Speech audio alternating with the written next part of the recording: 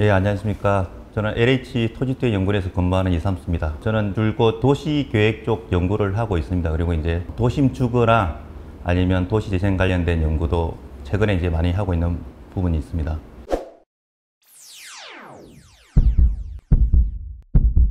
특히 또 이제 최근에 제가 중점적으로 하고 있는 연구는 대퇴 지역의 이제 위험성 분석과 도시 회복력, 리질리언스를 어떻게 향상시킬 것인가라는 주제에 대해서 4년간 연구를 하고 있고 올해 아마 그 결과를 마무리할 예정에 있습니다.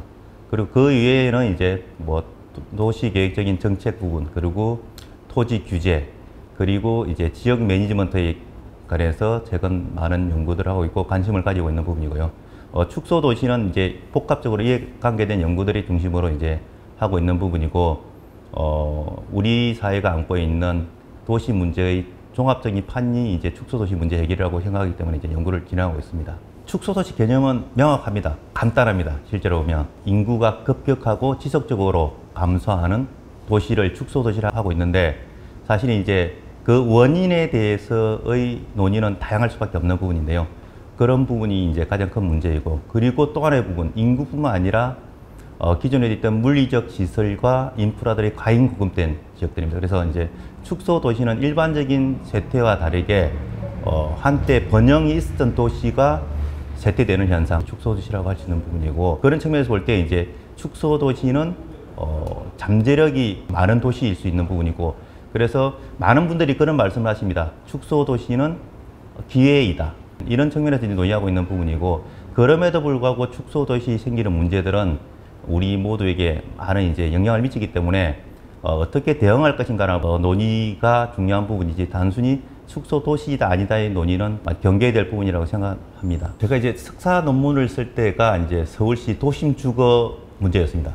서울시에 왜 도심에 주택이 필요한가에 대한 부분들.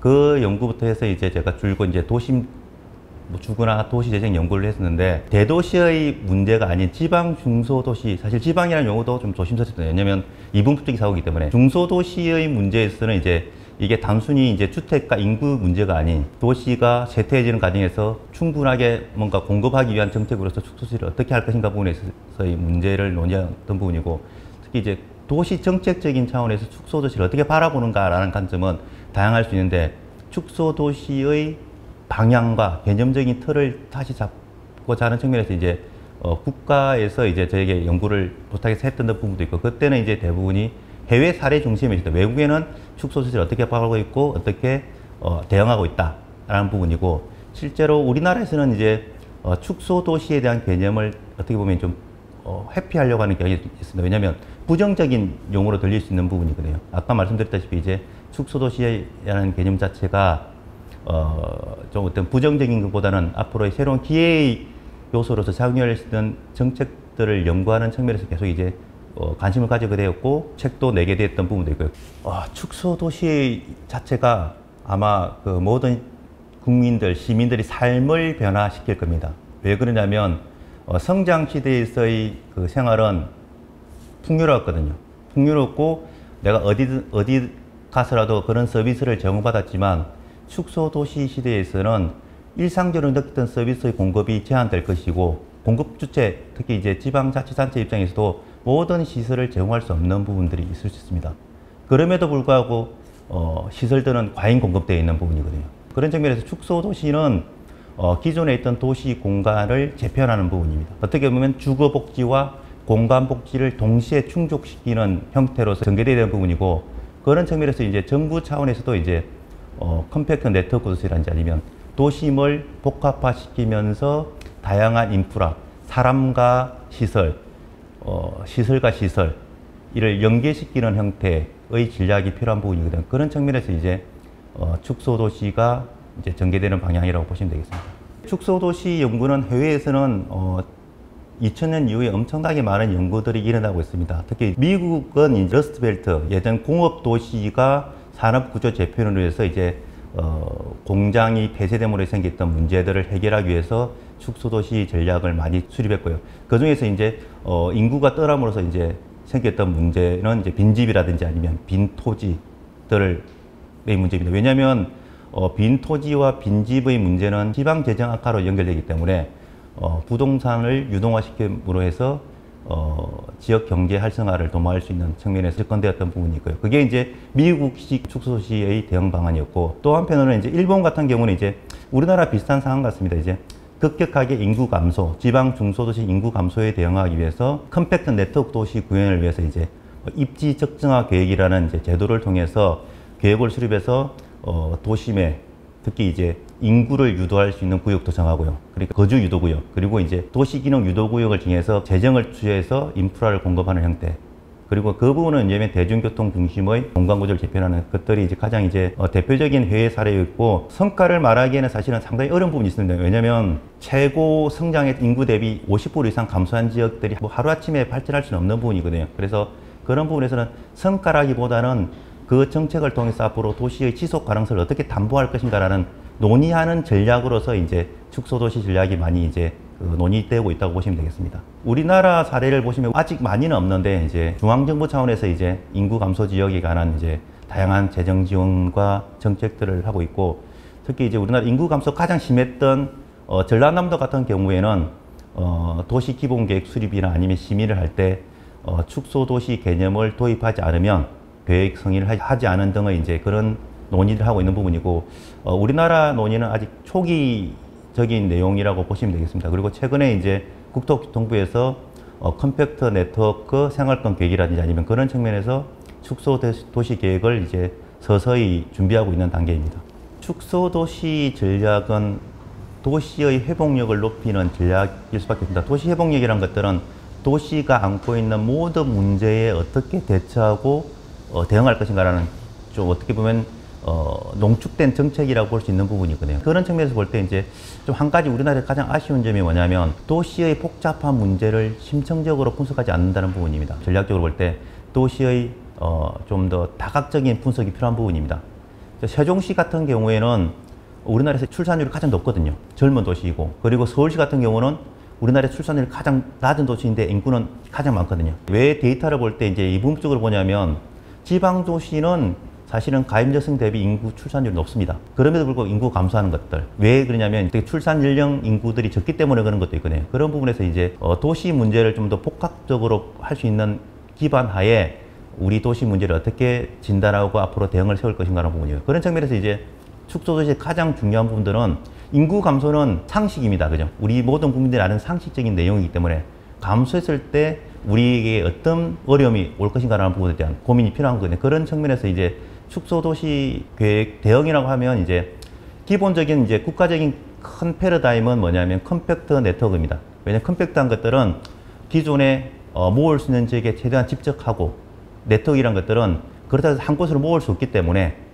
그 기능들을 분산시키면서 어떻게 연결시킬 것인가라는 컴팩트 네트워크 전략입니다. 그래서 저는 축소도시 계획에서 가장 중요한 부분은 뭐냐면 일단은 비우는 전략입니다. 어디를 비울 것인가. 어떻게 보면 이제 이 부분은 가장 어려운 논의일 수 있습니다. 어디를 비울 것인가라는 부분도 어떻게 보면 좀 버린다는 느낌이 들 수 있지만, 모두가 살기 위해서, 그러니까 집중과 선택을 위한 새로운 전략이 필요한 부분이거든요. 그래서 먼저 비우고, 그러면 어디를 채울 것인가라는 부분입니다. 기존 우리나라 전략은 비우지 않고 채우는 전략이다. 모든 전략이 채우는 전략입니다. 그러다 보니까 빈틈이 없는 전략이죠. 그러니까 그 부분에서 한계들이 있는 부분이에요. 그런 측면에서 이제 비우고 채우고, 그 다음에 아까 네트워크 말했던 것들은 사람과 사람을 어떻게 연결시키고 사람과 시설을 어떻게 연결시킬 것인가라는 네트워크적인 부분, 연결하는 전략이 가장 중요한 이제 전략이라고 보시면 될 것 같습니다. 그래서 축소도시 전략은 도시를 컴팩트하기 위한 비우고 채우는 전략과 서로를 연결시키는 전략, 네트워크 전략이 어떻게 구현할까라는 정책들이 아마 축소도시의 가장 대응인 부분이고, 단지 이제 가장 우려되는 부분들이 뭐냐면 이런 의사결정을 할 수 있을 것인가라는 부분입니다. 왜냐하면 어디를 비우고 어디를 채울 것인가라는 부분들은 고도의 이제 그 정책이면서 정치적 행위일 수밖에 없기 때문에 그에 대한 리스크에 대한 부분들입니다. 그래서 외국 사례에도 비우는 전략은 서서히 하고요. 채우는 전략을 먼저, 순서로는 비우고 채우고 연결하는 거지만 실제로는 채우면서 비우고 연결하는 전략으로 가는 것들이 맞는 것 같고, 그런 부분에서 이제 우리나라의 가장 논의가 어려운 부분들은 또 연결하는 겁니다. 왜냐하면 이제 지방 같은 경우는 거점들이 많이 이제 분산되어 있기 때문에 연결시키는 것들에 대한 고민들도 함께 해야 되는 부분이고, 그런 측면에서 앞으로 축소도시 전략과 대응이 필요하지 않을까라는 생각이 듭니다.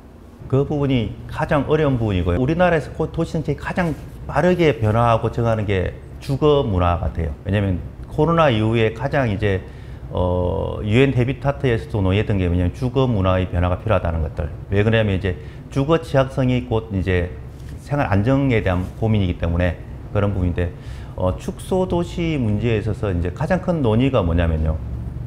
서울이 아닌 이제 지역에서 보면 사실은 주거가 부족한 건 아니고 주거의 질적인 문제일 수밖에 없는 거거든요. 주거의 질은 주택 하나로 해결되는 부분이 아니잖아요. 일자리와 그 다음에 이제 문화, 복지가 연결되는 부분이기 때문에 그런 것들을 패키지에서 적용시킬 수 있는 전략으로 가야 돼만이 주거 문제가 해결될 수 있기 때문에 사실은 지방의 축소도시 문제에서 가장 큰 문제는 주거와 연계됐던 문화, 복지, 교육, 서비스의 문제가 더 큰 부분이고요. 지역으로 가시는 젊은 분들이나 아니면 어르신들을 이야기 들어보면 그 지역에서 일자리 문제는 다 누구나 공감하고 있어요. 일자리도 대도시보다 적고 그 다음에 이제 뭐 소득도 적을 것이라는 걸 다 인정하는 부분인데 그 외에 지방에서 누릴 수 있는 복지라든지 다른 형태의 복지가 뭔가에 대한 부분들에 대한 고민이 필요한 부분이기 때문에 대도시에 다르게 이제 밀집되어 있지 않기 때문에